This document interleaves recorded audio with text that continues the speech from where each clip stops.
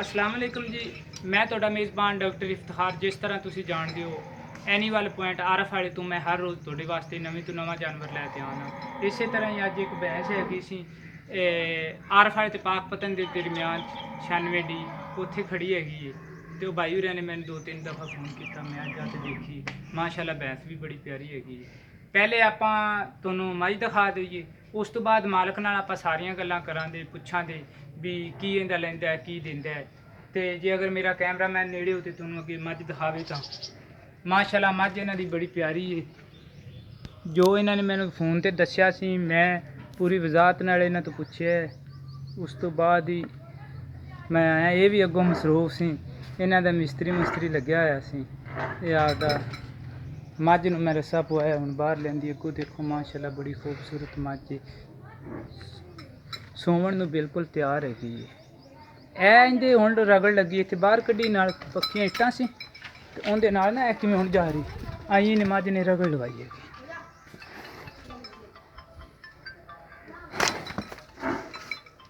ਪਹਿਲੇ ਤੁਹਾਨੂੰ ਗੁੱਤਿਆਂ ਦੇ ਥਣ ਚ ਦਗਾ ਦੀ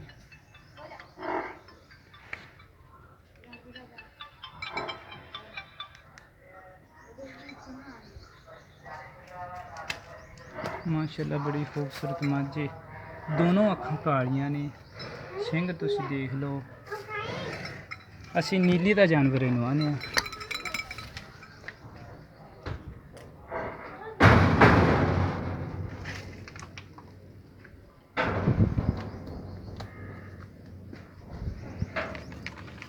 ਅਜੇ ਤੱਕ ਇਹ ਮੱਝ ਕੁਛ ਦਿਨ ਲਵੇ, 2 ਦਿਨ ਲੈ ਜਾਵੇ। ਐ ਮਾੜੀ ਛੱਡਿਆ ਘਾਂ ਟੁਰੀ ਆ। ਇਹ ਮਾਲਕ ਤੋਂ ਆਪਾਂ ਸਾਰੀਆਂ ਗੱਲਾਂ ਪੁੱਛਾਂਗੇ, ਦੱਸਾਂਗੇ ਵੀ ਕੀ ਇਹਦਾ ਮੰਗਦੇ ਨੇ। ਲੈ ਆਓ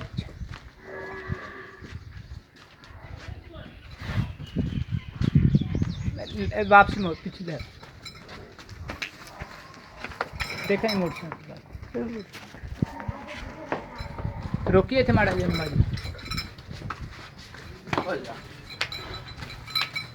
ਕਿਲੇ ਤੇ ਬਣ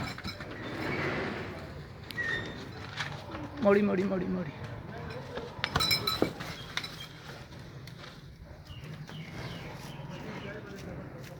ਮਾਸ਼ਾਅੱਲਾ ਮੱਝ ਵੀ ਬੜੀ ਖੂਬਸੂਰਤ ਹੈ। ਅਸਲ 'ਚ ਇਹਨਾਂ ਦੇ ਖੁੱਲੀਆਂ ਫਿਰਦੀਆਂ ਸੀ ਕਰੇ, ਇਹਦੇ ਉਹਨਾਂ ਰੱਸਾ ਪਵਾਇਆ ਇੱਥੇ ਲਿਆਂਦੀ ਏ। ਇੱਕ ਕਰੇ ਇਹਨਾਂ ਦੇ ਮਿਸਤਰੀ ਲੱਗਿਆ ਹੋਇਆ ਸੀ। ਆਪਾਂ ਮਾਲਕ ਤੋਂ ਪੁੱਛਣੇ ਇਹਦੇ ਬਾਰੇ ਸਾਰੀਆਂ ਗੱਲਾਂ, ਤਾਂ ਵਾਸਤੇ ਮੱਝ ਡਰਦੀ।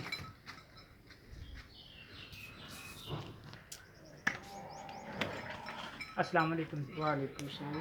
हाँ जी भाईजान, की हाल है? अल्हम्दुलिल्लाह। की नाम है ਤੁਹਾਡਾ? मोहम्मद नवाज। हाँ भी मोहम्मद नवाज किन्ने दिन लेंदी है तकरीबन? ये 4 तो 5 दिन लगेगी। अच्छा 4 तो 5 दिन लगे। हाँ जी। पक्की गल है 4 तो 5 दिन किनवा सुआ सुना ते सीधियां ते साफ गल्लां करनी। चौथा सुबह सुना माई ने। चौथा सुआ सुना। हाँ जी। पिछले सुए माल तेरे कोल बिल्कुल मेरे को किन्ना दुध देंदी थी? 18 तो 20 लीटर देंदी थी। तो पक्की गल? पक्की गल। 18 तो 20 नहीं, तू ਇਹਦਾ 16 ਲੀਟਰ ਦਾ 8 ਲੀਟਰ ਦੇਂਦੀ। ਅੱਛਾ ਤੇ ਕੋਈ ਥਣ ਚ ਵਾਧਾ ਘਾਟਾ कोई किसी किस्म का नहीं। ਬਾਜ਼ ਕਾਤ ਜਾਨਵਰਾਂ ਨੂੰ ਦਿੰਦੀ, ਬੱਚੇ ਬੁੱਚੇ ਨਹੀਂ ਲੈਂਦੀ ਕੋਈ ਹੈ? नहीं नहीं कोई किसी किस्म का। ਅੱਛਾ ਠੀਕ, ਖਾਣਾ ਦੀ ਤਾਂ ਚਲੋ ਪਾਸ ਹੋ ਗਿਆ। ਹੁਣ ਬਸ ਆਖਰੀ ਗੱਲ ਇਹ ਹੈਗੀ ਵੀ ਇਹਦੇ ਫਾਈਨਲ ਪੈਸੇ ਕਿੰਨੇ? फाइनल ਦਾ 2,80,000 रुपये। ਕੋਈ ਸਾਡੇ ਨਾਲ ਇਹਦੇ ਵਿੱਚ ਪਿਆਰ ਮੁਹੱਬਤ ਨਹੀਂ ਕਰਦਾ? प्यार मोहब्बत कर लांगे जे तुम आओगे तो जब तुम आओगे प्यार मोहब्बत कर लांगे। ਅੱਛਾ हाँ ਕੋਈ ਹੁਣ ਵੀ ਪਿਆਰ ਮੁਹੱਬਤ ਕਰਦਾ? नहीं है। ਅੱਛਾ ਚਲੋ ਠੀਕ। ਇਹ ਚੌਥਾ ਸੂਆ ਸੁਣਿਆ, ਇਹ ਦੱਸ ਰਹੇ ਨੇ ਤਕਰੀਬਨ 8 ਤੋਂ 9 ਲੀਟਰ ਇੱਕ ਟਾਈਮ ਦਾ ਦੁੱਧ ਕਰਦੀ ਰਹੀ ਪਿਛਲੇ ਸੂਏ। ਹੁਣ ਇਹ 4 ਤੋਂ 5 ਦਿਨ ਲੱਗੇਗੀ। 2,80,000 ਰੁਪਈਆ ਮੰਗਦੇ ਨੇ। ਆਪਾਂ ਥੋੜਾ ਜਿਹਾ ਇਹਨਾਂ ਨੂੰ ਲਿਆਵਾਂਗੇ ਥੱਲੇ, ਆਪਣਾ ਹੱਕ ਬਣਦਾ ਹੈ। ਤੇ ਮੱਝ ਤੁਸੀਂ ਦੇਖ ਲਈਏ। ਐਨੀਮਲ ਪੁਆਇੰਟ ਆਰਫ ਵਾਲੇ ਨੂੰ ਜ਼ਿਆਦਾ ਤੋਂ ਜ਼ਿਆਦਾ ਸਬਸਕ੍ਰਾਈਬ ਕਰੋ, ਕਿਉਂਕਿ ਹਰ ਰੋਜ਼ ਤੁਹਾਨੂੰ ਮੇਰੀ ਨਵੀਂ ਨਵੀਂ ਤੋਂ ਨਵੀਂ ਵੀਡੀਓ ਮਿਲਦੀ ਰਹੇ।